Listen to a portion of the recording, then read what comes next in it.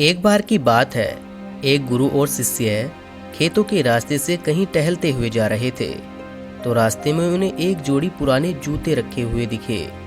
उन्होंने इधर उधर देखा तो थोड़ी दूरी पर एक किसान खेतों में काम कर रहा था और वह जूते उसी के थे। यह देखकर शिष्य को शरारत सूझी और उसने मुस्कुराते हुए अपने गुरु से कहा कि गुरुजी, मैं अभी ऐसा काम करने वाला हूँ जिससे आप खुश हो जाओगे और हंसने लगोगे। गुरुजी ने उससे पूछा कि तुम क्या करने वाले हो जिससे मैं हंसने लगूंगा।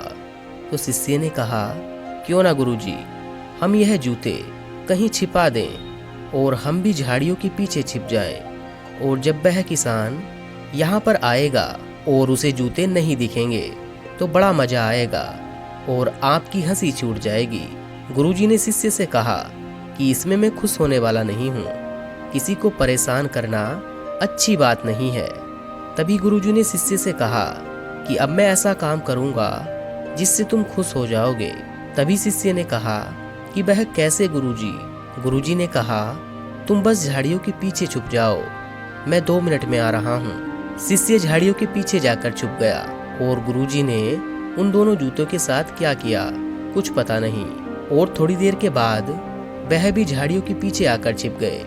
फिर थोड़ी देर के बाद किसान वहां पर आया। जैसे उस किसान ने एक जूते में अपना पैर डाला, उसे जूते में कुछ होने का एहसास हुआ। उसने देखा तो जूते में चांदी का एक सिक्का दिखा। किसान ने हैरानी से इधर उधर देखा, लेकिन उसे कोई नहीं दिखाई दिया। उसने सिक्का जेब में रख लिया। फिर उसने दूसरे जूते में पैर डाला, उसमें भी उसे एक चांदी का सिक्का दिखा। यह देखकर किसान भावुक हो उठा।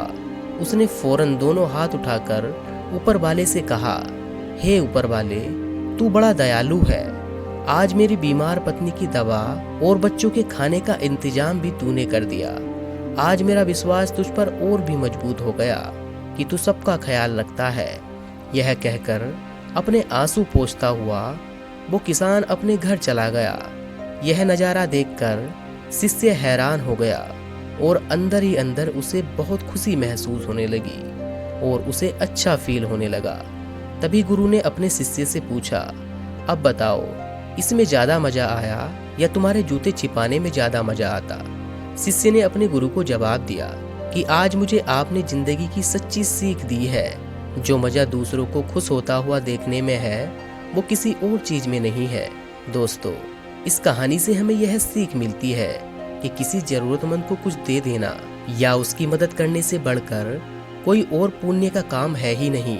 आपको किसी अनजान इंसान के साथ शरारत करने का सूझे तो वहाँ पर इस तरह की शरारत करके देखना, आपको सच में बहुत मजा आएगा। या फिर जब भी आप अपना जन्मदिन मनाते हो तो केक या दोस्तों को पार्टी देने की बजाय किसी हॉस्पिटल या रेलवे स्टेशन के बाहर जाकर वहाँ के लोगों को कुछ खिला देना। आपको अपना जन्मदिन बनाने पर गर्व महसूस होगा। तो दोस्तों, अगर आप इस कहानी को और भी लोगों तक पहुंचाना चाहते हो तो इस वीडियो को लाइक करिए ताकि YouTube इस वीडियो को आगे भी और लोगों तक पहुंचा सके। अगर आपको यह वीडियो पसंद आई हो तो इस वीडियो को अपने दोस्तों के साथ भी शेयर कीजिए। मैं आपसे बहुत ही जल्द एक और नई मोटिवेशनल स्टोरी वीडियो के साथ मिलता हूँ। तब तक के लिए आप अपना और अपने परिवार का ध्यान रखिए और हमेशा मुस्कुराते रहिए।